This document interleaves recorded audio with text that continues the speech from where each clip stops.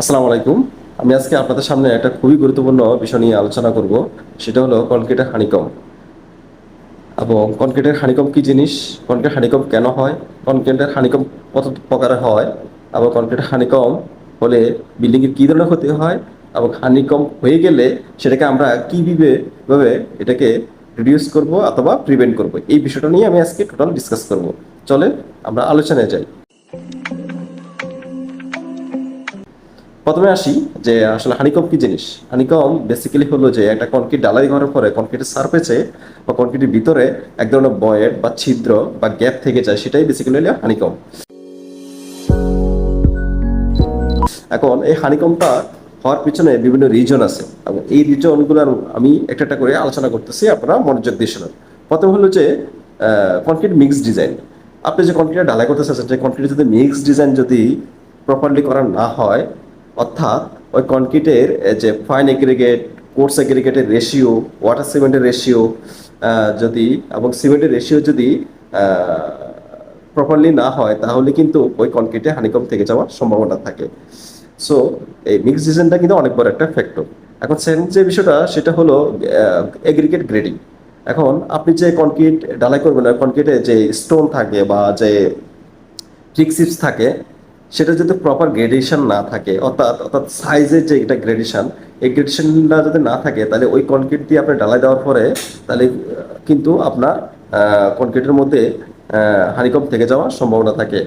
কারণ হলো যদি বেশি ওভার সাইজ হয়, তাহলে দেখা যাচ্ছে যে আপনার যে রেনফোর্সমেন্ট থাকে, রেনফোর্সমেন্টের যে স্পেসিং থাকে, ওই স্পেসের মধ্যে দেখা যায় কনক্রিটটা ভালো মতো ঢোকে না। এবং কনক্রিট স্টোন যদি ওভার সাইজ হয়ে যায়, এগ্রিগেট যদি ওভার সাইজ হয়ে যায়, তাহলে দুটো এগ্রিগেটের মধ্যে ফাইন ম্যাটেরিয়ালসটা ঠিক মতো ঢুকতে পারে না। এসব কারণে কিন্তু হানিকম হয়। তারপর 3 নম্বর যে বিষয়টা সেটা ফর্মার, অর্থাৎ আপনি যে কনক্রিটে ঢালাই করুন, ওই কনক্রিটে যে ঢালাই করার আগে আমরা শাটারের কাজটা করে থাকি, সেটা স্টিলের শাটার হোক বা কাটা শাটার হোক, ওই শাটারটা যদি প্রপার টাইটেনিং না হয়, যদি প্রপার রিজিড না হয় এবং স্টেবল না হয়, তখন আপনি যখন ঢালাই করতে যাবেন, ঢালাই করার সময় ভাইব্রেশন করতে যাবেন, তখন কিন্তু বিভিন্ন জায়গায় শাটার লিকেজ হয়ে যেতে পারে। এবং ওই শাটার লিকেজ হয়ে গেলে তখন এই সিমেন্টের যে পানিটা সেটা কিন্তু পড়ে যাওয়ার সম্ভাবনা থাকে, বিভিন্ন পয়েন্ট দিয়ে লিকেজ হওয়ার সম্ভাবনা থাকে। তখন কনক্রিটটা কিন্তু আপনার হলো বিভিন্ন জায়গায় বড় হয়ে যাওয়ার সম্ভাবনা থাকে। এরপর যে বিষয়টা সেটা হলো ভাইব্রেশন।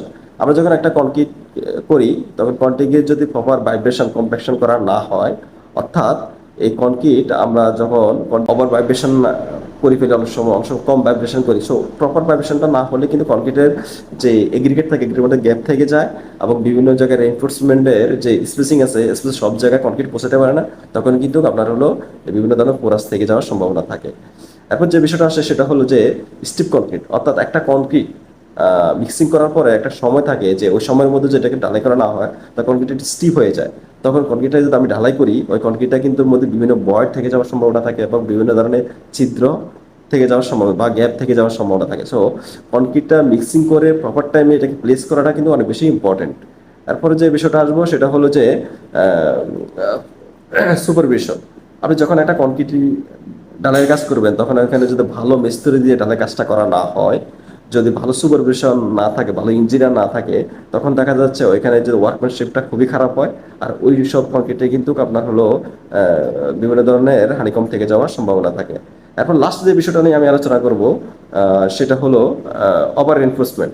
অর্থাৎ একটা কনক্রিট আপনি ঢালাই দেওয়ার আগে আপনাকে দেখে দিতে হবে যে আপনি যে ডালার যে জায়গায় করতেছেন সেখানে রেনফোর্সমেন্টের স্পেসিংটা কেমন, এবং হলো যে রেনফোর্সমেন্টটা ওভার স্পেসিং আছে কিনা, ওভার রেনফোর্সমেন্ট আছে কিনা। যদি ওভার রেনফোর্সমেন্ট হয়ে থাকে, তাহলে অবশ্যই আপনার কিন্তু কনক্রিটের গ্রেডিংটা ওইভাবে করতে হবে এবং কনক্রিটের কিন্তু ঢালাইয়ের প্রসেসটা কিন্তু একটু ভিন্ন হবে।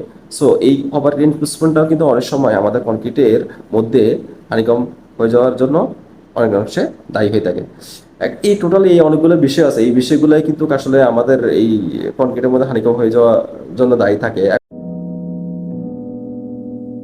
এখন আসলে হানিকম বেসিক্যালি হলে আমাদের স্ট্রাকচার কি ক্ষতি হয়। একটা হানিকম যখন কোনো একটা স্ট্রাকচারে হয়, সেটা কলাম হতে পারে, বিম হতে পারে বা স্ল্যাব হতে পারে, তাহলে কিন্তু আমাদের অনেকগুলা ক্ষতি হয়ে যায়। প্রথম হচ্ছে যে স্ট্রাকচারটা অনেক দুর্বল হয়ে যায় এবং স্ট্রাকচারের বিভিন্ন জায়গার মধ্যে গ্যাপ থেকে যায়। গ্যাপ থেকে যদি স্ল্যাব হয়, ওই স্ল্যাবের দেখা যাচ্ছে পানি লিকেজ হওয়ার সম্ভাবনা থাকে। এবং হলে যদি কলাম বিম হয় ওইসব জায়গার মধ্যে ভয়েড থাকে, বিভিন্ন পোকামাকড় বাসা বাঁধে। এবং হলে যে কনক্রিটে আবার আপনার যে স্ল্যাব বিম এবং যে কলাম, যে লোড নেওয়ার কথা সেই লোডটা ঠিক মতো নিতে পারে না, অর্থাৎ রিজিডিটি খুবই দুর্বল হয়। বিল্ডিংয়ের যে ডিউরেশনটাও কিন্তু আস্তে আস্তে কমে যায়। আর যদি আপনার স্ট্রাকচারটা যদি কোনো একটা কোস্টাল এরিয়া হয়, অথবা যদি আন্ডারগ্রাউন্ড হয়, অথবা যদি পানির মধ্যে হয়, তখন দেখা যায় ওই জায়গার মধ্যে কোনো পানি ঢোকে এবং বিভিন্ন কেমিক্যাল ঢোকে, যার কারণে আস্তে আস্তে কিন্তু কনক্রিটটাকে দুর্বল করে ফেলে। এবং কনক্রিটের ভিতরে যে রেনফোর্সমেন্ট থাকে, রড থাকে, ওই রডটা আস্তে আস্তে করশন হয়ে যায়।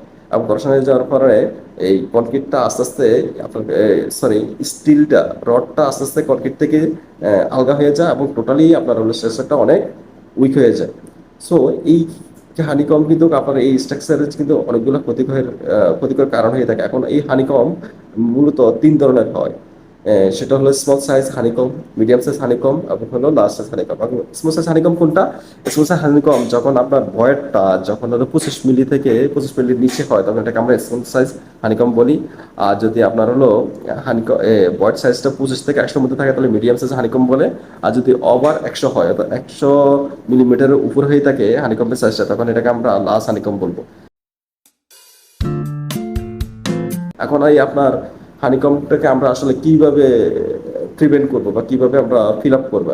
যদি আপনার স্মল সাইজ বা মিডিয়াম সাইজের হানিকম হয়, তখন সেটা আমরা বিভিন্ন ধরনের সিমেন্টের গ্রাউন্ডিং দিয়ে বা মর্টার দিয়ে কিন্তু ফিল আপ করে ফেলতে পারবো। সাথে যদি কিছু chemical anti corrosive chemical mix করে যদি আমরা করি, তাহলে কিন্তু হানিকমটা অনেকটা রিকভার হয়ে যায়। কিন্তু যখন হানিকমটা একটু লার্জ সাইজের হয়ে থাকে, তখন কিন্তু সেখানে ভালো মতো পর্যবেক্ষণ করে লুজ কনক্রিটগুলো সরিয়ে তারপরে গ্রাউটিং করে এরপরে কিন্তু আপনার হলো যে অ্যাজ পার ইন্সপেকশন, মানে অর্থাৎ হানিকম্বের সাইজ বুঝে এটাকে ট্রিটমেন্ট করতে হবে। এবং অনেক সময় ওইখানে সাদার করা লাগতে পারে, এবং হলে যে কনক্রিটও করা লাগতে পারে। সো টোটাল জিনিসটাই ডিপেন্ড করতেছে যে হানিকম্বের সাইজের উপরে।